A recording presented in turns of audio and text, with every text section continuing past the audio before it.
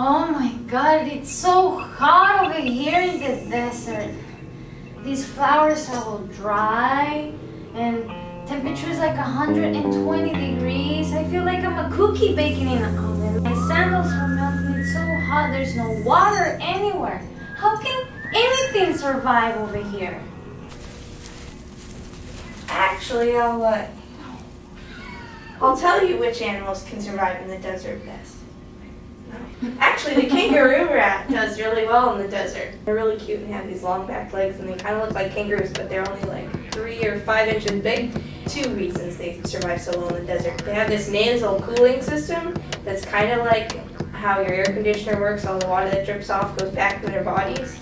And then they also have this thing where they only go out at night, and then they bury the seeds they find at night, so the seeds absorb more moisture in the ground, and then when they eat the seeds, so they actually don't have to drink any water at all.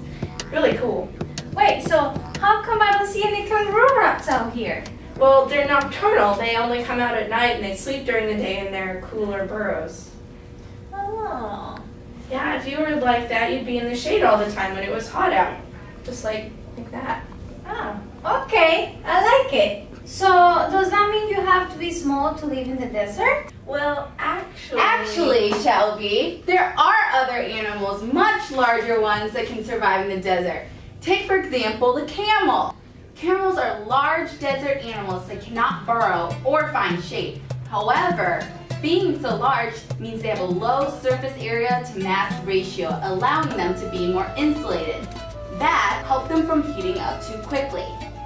Also, their large body mass gives them a thing called thermal inertia, meaning they can absorb large amounts of heat energy before their body temperatures rises to dangerous levels. And that's not all. Camels have really, really long legs, which not only keeps their body far from the hot sand, but allows them to migrate much longer distances to find water and vegetation compared to the small kangaroo rat. Camels can make journeys in excess of 500 kilometers. Their journey can last 2 to 3 weeks, during which they may not have an opportunity to drink any water. Wait, but how can they go so long without water? While many animals are homeotherms, meaning they maintain a constant internal temperature despite the hot sun, the camel is not. In order for them to survive those long periods without any water, they employ a process called relaxation of homeostasis. During this process, a camel will exhibit a thing called heat loading, and their daily body temperatures will vary triple the amount that it normally does. By doing this, they're able to have a small temperature gradient between the ambient temperature and their body temperature. This means water can be conserved for other metabolic processes rather than being used for rapid cooling. So they have all this excess water that they can keep themselves hydrated. Isn't that cool how camels can withstand hyperthermia and dehydration? Unfortunately, Shelby, you can't. So better keep yourself hydrated. Okay, thank you. Stay cool, Shelby. Bye-bye.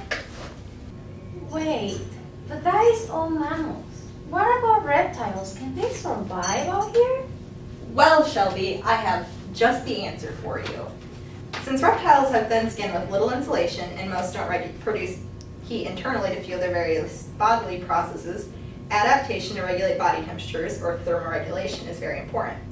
Nocturnal animals, such as the banded gecko and most snakes, passively exchange heat with the air and soil. In contrast, diurnal lizards absorb heat by basking in the sun. Uniform body temperatures are maintained in a number of ways. For instance, going in and out of the shade, changing body orientation to the sun, adjusting contact with the surface to regulate heat transfer, and by changing colors. Another reptile that you may be interested in is the desert tortoise, which have very large urinary bladders that can store over 40% of the tortoise's body weight in water, urea, uric acid, and nitrogenous waste for months until they're able to drink. This is helpful for them during extended periods of droughts where the tortoises are inactive. They can reabsorb minerals from their shells and use them in their metabolic processes. Another reptile, such as the barefoot and western banded geckos, store water and fatty tissues in their tails until they come in contact with water. Wow, that is so cool. But I am not any of those animals. I'm a human being, so I'm sticking with my hat and my water. Don't forget your sunscreen. Oh, true. Perfect, thank you. There are other. Wait, with me? Like 5 minutes later. Oh. Am I supposed to? You're next, hon. Hold on. Perfect, thank you. I need my info.